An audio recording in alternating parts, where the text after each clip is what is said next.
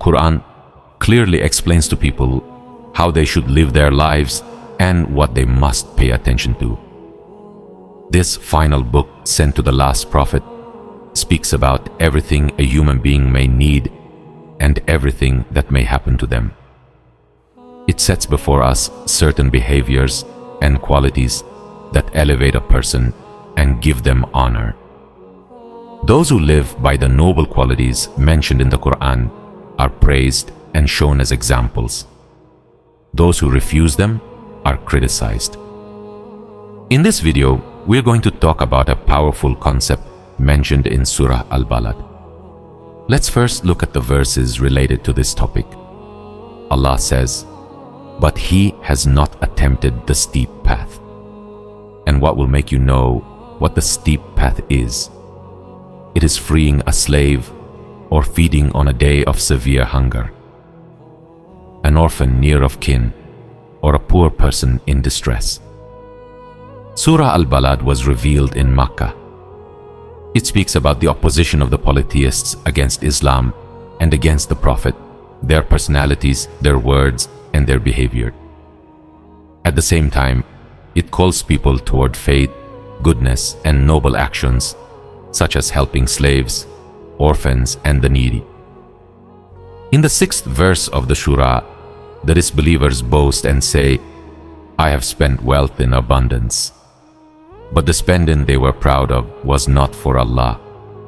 It was done to increase their social status, to gain respect, to be admired. Their spending was rooted in arrogance. And in response to that arrogance, Allah says, "But he has not attempted the steep path." They claimed, "I spent so much of my wealth." Yet when it came to what truly mattered, climbing the steep path in times of hardship, they failed. The word Aqaba literally means a steep mountain pass. The term used in the verse also carries the meaning of throwing oneself into something difficult and intense. Immediately after saying, "He did not attempt the steep path," the Qur'an explains what that steep path actually is. It is freeing a slave. It is feeding people during a day of severe famine. It is supporting an orphan who is close to you, or helping a poor person who has absolutely nothing, and then being among those who believe, who encourage patience, and who encourage mercy. The Qur'an describes these actions as a steep path because they are not easy. They require determination, effort, sacrifice, and courage. Instead of spending wealth in arrogance or in opposition to truth, people are commanded to spend it in goodness. It is as if the verse is saying, instead of spending your wealth in hostility towards the messenger, why didn't you spend it climbing the steep path? The expression, freeing a neck, meaning freeing a slave, is mentioned first. In that time, freeing someone bound in the chains of slavery was extremely difficult. To release a person from slavery was as hard as climbing a steep mountain path. That is why the Qur'an compares it to ascending a steep slope. At the same time, the verse makes it clear that those who wasted their wealth in false and arrogant ways were unable to perform this noble act. They could boast about spending, but they could not climb the path that truly mattered. In an authentic hadith reported by Bukhari and Muslim, the Prophet said, "Whoever frees a believing slave, Allah will free each of his limbs from the fire in exchange for each limb of the slave, even his private parts." That shows how weighty and powerful this action was. Some people could not perform such a heavy act, but others did. Abu Bakr purchased Bilal, who was being brutally tortured for accepting Islam, and freed him. That was climbing the steep path. Feeding the needy during famine, helping orphans, supporting those who have nothing, and encouraging one another toward patience and mercy. All of this falls under climbing that steep road. Hassan al-Basri explained the steep path in another way.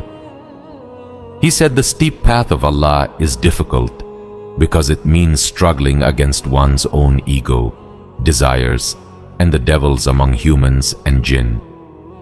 It is an internal and external battle. Disbelievers and arrogant people cannot climb that path.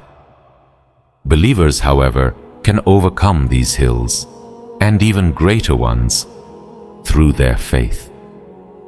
Beyond freeing one person from physical slavery, they strive to free people from the slavery of their own lower desires by guiding them toward truth. They do not work to save just one neck, but entire generations. As the scholar El-Malulu Hamdi Yazir stated, if freeing one individual is such a great virtue and act of heroism, then imagine how great it is to free an entire society. Now think about our time. What are the steep paths many Muslims struggle to climb today? For some, it is seeing Islam as a complete mission, not just a religion of rituals.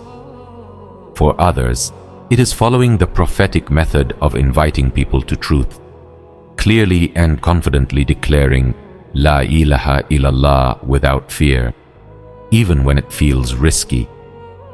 The word used in the verse for attempting the steep path carries the meaning of entering into something frightening and difficult without calculating every consequence. It is diving into hardship because it is right. Believers are not supposed to focus on the outcome first. They focus on fulfilling their duty. And when they do that, Allah's help comes. So now the question is personal. Where are we spending our wealth? Where are we investing our time and energy? In pride and status, or in climbing the steep path? Real heroism is not doing what is easy. Real heroism is walking toward the steep road.